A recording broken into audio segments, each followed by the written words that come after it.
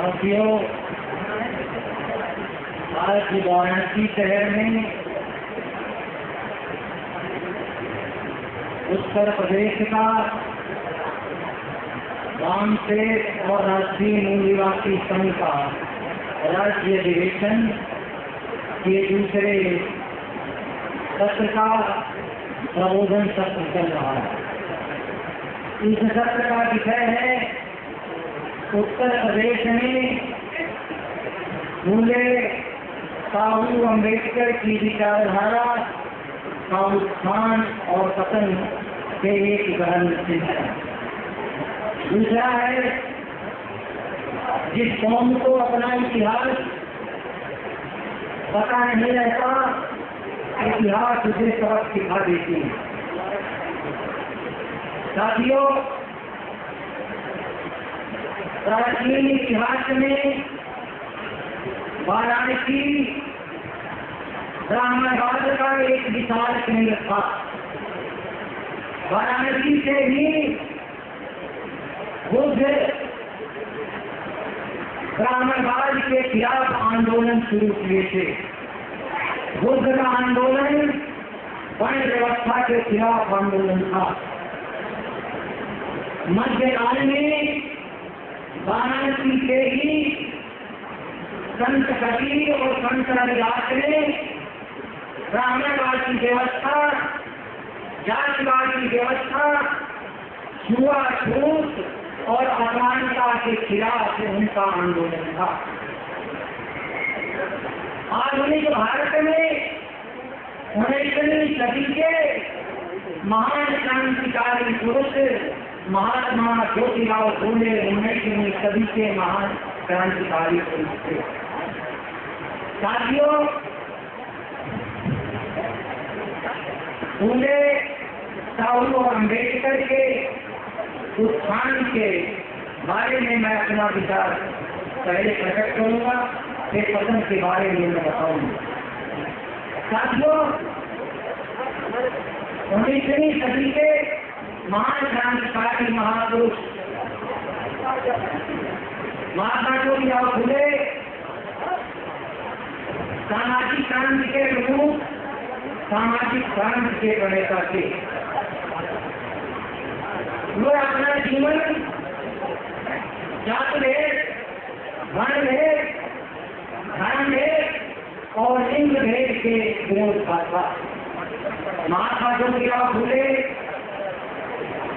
नारी शूद्रों के, शोषित पीड़ितों के, सर्वहारा समाज के मसीहा थे। 1848 में महात्मा ज्योतिराव फूले भारत में नागपुर में पहला शुद्धों और अशुद्धों के लिए स्कूल खोला और उन्हें शिक्षा को बन दिया। और वो कहते हैं कि विद्या के अभाव में मच गई, मत के अभाव में घट गई, घट के अभाव में नीच गया, नीच के अभाव में वित्त गया और वित्त के अभाव में शुद्ध गए। ये सारे अनर्थ अविद्या ने किया। महात्मा ज्योतिराव फूले अपनी पत्नी सावित्रीबाई फूले को शिक्षित कर 1852 में उस स्कूल की प्रधानाध्यापिका नियुक्त किया। इससे पहले भारत में कोई भी नारी शिक्षिका नहीं थी। साथियों, जब सावित्रीबाई फूले पढ़ाने जाती थी तो इस देश के समय, पूर्व के समय उनके ऊपर कीचड़ और गंदी चीजें फेंकते थे और ये कहते थे कि चली सुधारी पास करने।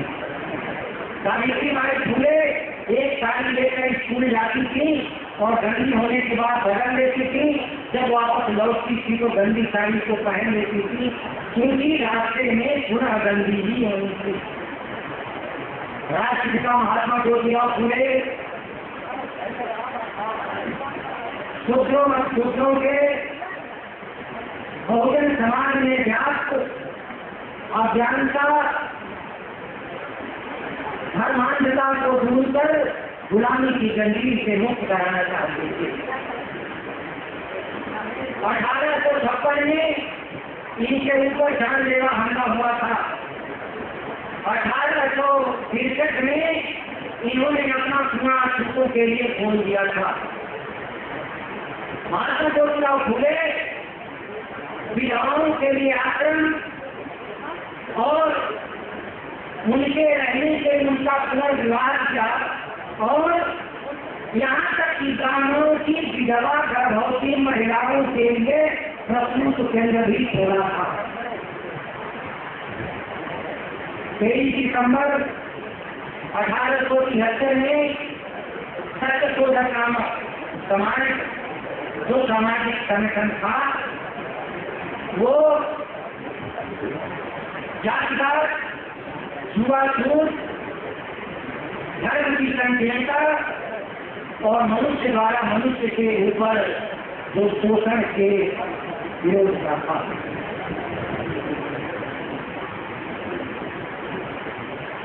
(1873) में गुलामगिरी नामक पुस्तक जो विवादात्मक और बहुचर्चित पुस्तक थी। 1888 में महात्मा ज्योतिराव फूले को बॉम्बे में स्वागत समारोह किया गया था। उसमें अपार भीड़ ने उनको महात्मा की उपाधि दी। साथियों, महात्मा ज्योतिराव फूले जब देश में हंटर कमीशन आया था तो हंटर कमीशन के सामने लिखित मेमोरेंडम दिया था और वो कहे थे कि किस तरह से इस देश के ब्राह्मणों को शासन में हिस्सेदारी है, उसी तरह से इस देश के शूद्रों अतिशूद्रों को शासन में हिस्सेदारी दी जाए।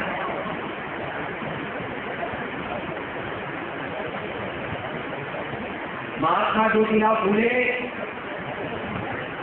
कहते हैं कि प्राचीन इतिहास ब्राह्मणों और अब्राह्मणों के लड़ाई की कहानी का एक बुलिंदा है, इसके अलावा कुछ नहीं है।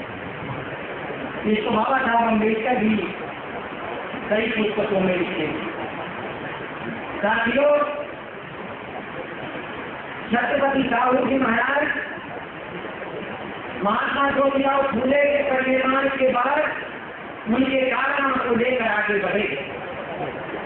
छत्रपति साहू जी महाराज छत्रपति शिवाजी के पौत्र थे, कोल्हापुर संस्थान के राजा थे और पूर्वी बिरादरी थी।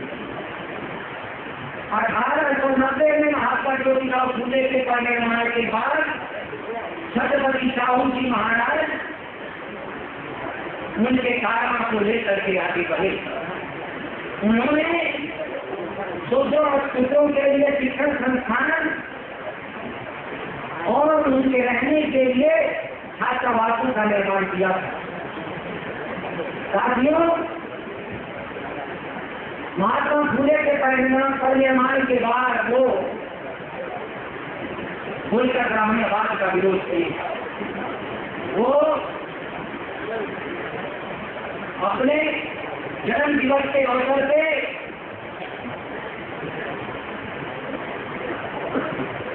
26 जुलाई 1902 को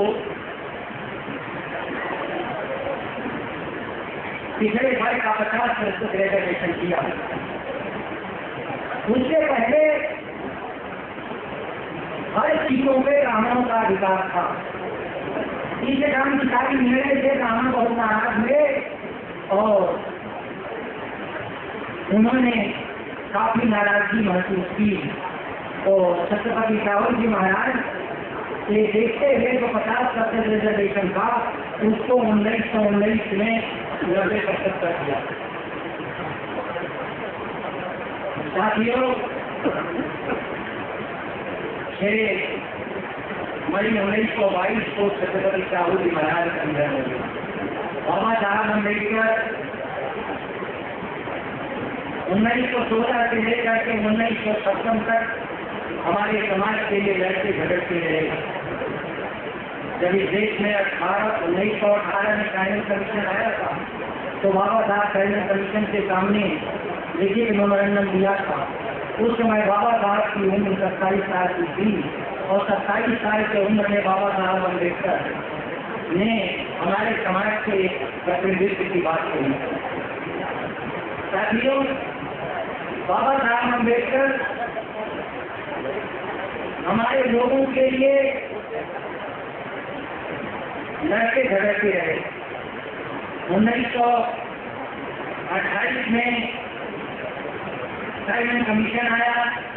1921 में गोलमेज कॉन्फ्रेंस हुआ। सेकेंड गोलमेज कॉन्फ्रेंस में, जो फर्स्ट गोलमेज कॉन्फ्रेंस में बाबा साहब अम्बेडकर ने बात कही थी, तो 1932 के सेकेंड गोलमेज कॉन्फ्रेंस में बात मान ली गई और कम्युनल जवाब 18 अगस्त 1932 को लागू हुआ। और बाबा साहब अम्बेडकर 24 सितंबर 1932 को पूना कैद हुआ। उस पूना कैद में बाबा साहब अम्बेडकर मौजूद थे। चलो बंद करते हैं। आज का जय हिंद जय भारत।